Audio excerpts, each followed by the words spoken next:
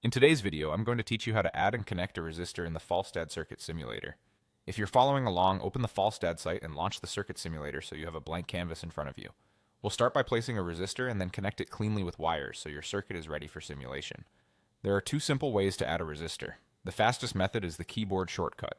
Press the R key on your keyboard, then click once on the circuit canvas where you want the resistor to begin. The simulator will place the component at that spot so you can see exactly where it sits in your layout. This approach is great when you're sketching quickly and want to stay focused on the design without navigating menus. If you prefer using the menu, right-click on any empty area of the canvas to open the context menu. Hover over Draw, and then select Resistor from the list.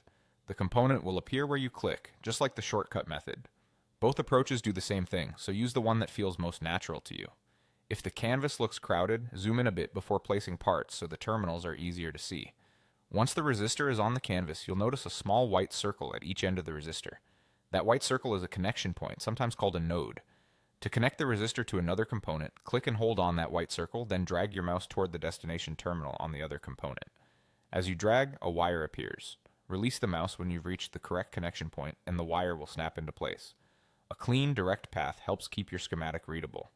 If you need to create a new wire that doesn't start directly from a component, right-click on the canvas and choose Add Wire.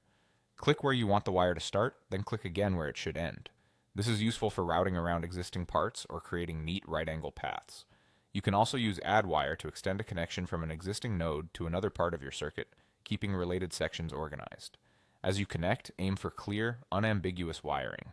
Keep wires short when possible, avoid unnecessary crossings, and place components with enough spacing so the white connection circles are easy to select. When everything is connected, your resistor should be firmly tied into the circuit with wires that clearly show the signal path. That's all you need to add and connect a resistor in Falstad. Practice these two placement methods and the wire tools, and you'll be able to build tidy, reliable schematics with confidence.